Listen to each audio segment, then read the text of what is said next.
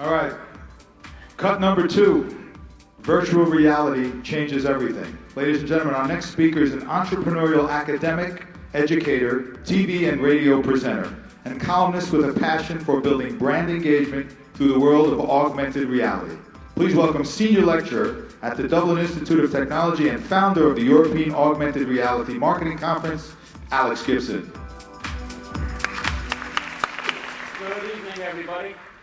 Charlie, that was a great example of gritty reality of startups. I'm going to talk to you about another type of reality, virtual reality. The title of my presentation is Virtual Reality Changes Everything. It's been a remarkable year in the world of augmented and virtual reality. Eric Schmidt, the head of Alphabet, parent of Google, said that in terms of technologies, AR and VR were right up there with the self-driving car and 3D printing in terms of technologies that Google were looking at. In the last 12 months, we've seen over $1 billion of investment. Not much of that by Google, but also in other areas. 75% of investment in the VR space has been in angel funding.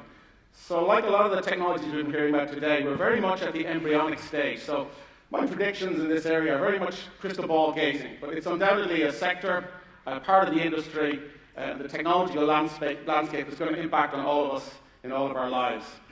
It's probably useful to orient ourselves a little bit in terms of this. I asked earlier today and showcased a bit of VR technology, and it was interesting to me, quite a few people still haven't tried this technology. In fact, I saw a statistic in the United States that less than 1 in 5 of our American population have tried or are really aware of this technology. So we're a professional audience, we may know about it, but on the right-hand side there, you've got virtual reality, where we immerse ourselves in a virtual space, and that's what I'm mainly going to talk about. But augmented reality is an area that I do a lot of research in, and personally, it's probably the one that offers the greatest potential growth, but there are a lot of serious technical challenges at the moment inhibiting its expansion. So I'm going to focus today on virtual reality with some examples of things that are actually happening in the industry. I'm not going to bombard you with too many statistics, but here's one from Goldman Sachs just at the back end of 2015, where at the best case scenario, in terms of just VR, looking at the hardware side, the projection is that within 10 years it will have outpaced the television market, also the tablet PC market, and the notebook market. So a very, very fast growing part of the technological hardware landscape. These 3 dimensions of it illustrate the way in which the technology is being diffused. Many of you may have tried Google Cardboard. 5 million of these sets have now been distributed worldwide, and the app that accompanies it has been downloaded by more than 25 million people, and that's rising at an exponential rate.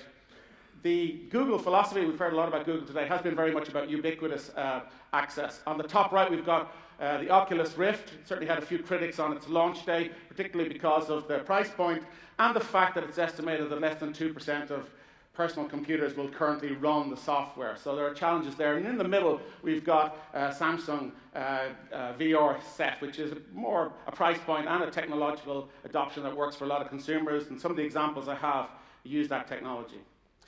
This is Mark Zuckerberg. This particular image, again, was one that caused a lot of ripples on social media because of the dystopian image, I suppose, that it conjured up. But when you look at Zuckerberg and his predictions around AR and VR, you can see that he is very much betting a lot on this, both in terms of the acquisition for Oculus, but also his prediction that the headsets that you see there depicted in that particular image will be replaced by lightweight glasses just like the ones I have in my hand here within a space of 10 years, and probably eclipsing the smartphone as the device that most of us use to access the internet and the world around us.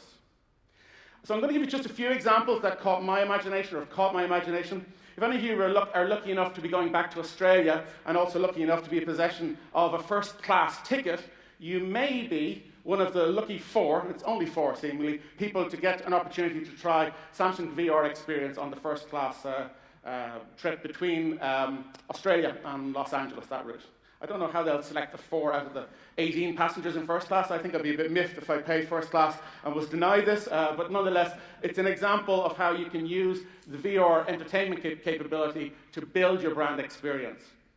Coachella, which is probably the hottest ticket in the world of festival, they did something very clever this year. For early bookers, they sent them a Google Cardboard brand at Coachella, but it also allowed them to access an app which in turn allowed them to get dedicated back-of-stage virtual reality content and also to share that content in their social network. Travel agencies haven't been that slow either in this area. On the left there, we've got an example from a Singapore travel agency who allow their travel agents to showcase some of the destinations that they promote, including Tokyo and Cairns in Australia. Last year, we had a presentation here in this room from Thomas Cook talking about their plans for VR. Well, I can say that in the last year, they've rolled out a lot. All of the Thomas Cook travel agents in the UK are now being supplied with Gear VR sets to showcase and the various destinations that they have.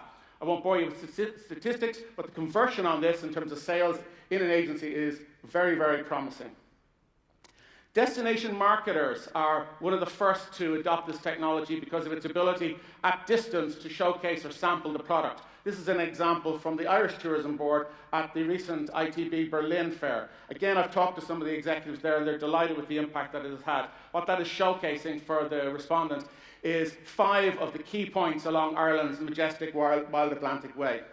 This is Mike Schoenfield, who's the Chief Technology Officer for Facebook. He claims that this was the world's first virtual selfie.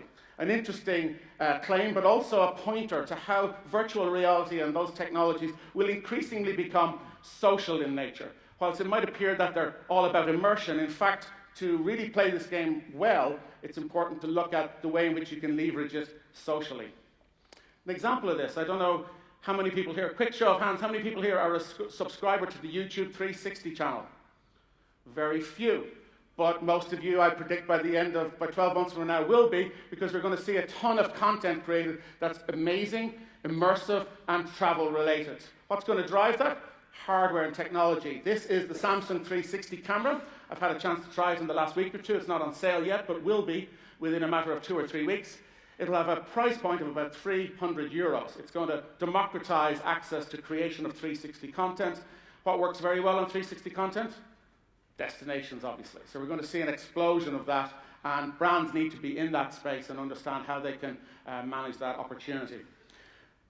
Expedia stole my thunder a little bit, but I suppose I'd like to show that this shows I'm up to date at least. The example that they gave is a wonderful one of the benign use of virtual reality, augmented reality. The example they gave of the St. Jude medical opportunity for people with terminal illnesses to have a sample of a destination, I think is great, and there's lots of opportunity for people in destinations to do something similar.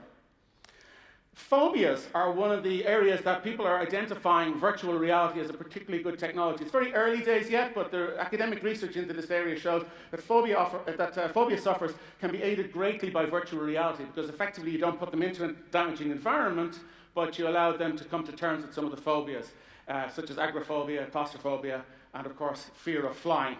This is one treatment for fear of flying that I would absolutely love to try because it really will give you a sense of the opportunity and the immersiveness in it.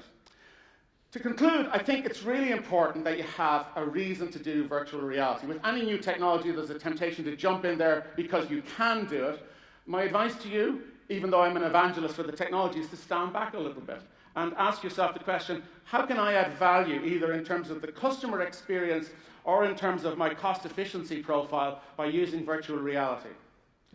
I think you also need to look at low-tech solutions.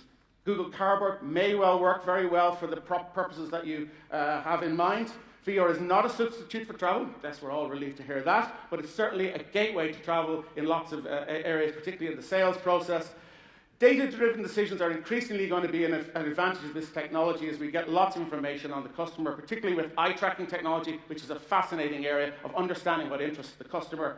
And finally, it's about participation and social, and leveraging that is the key to success, and not seeing it as purely an immersive tool. Thank you very much. Nicely done, Alex.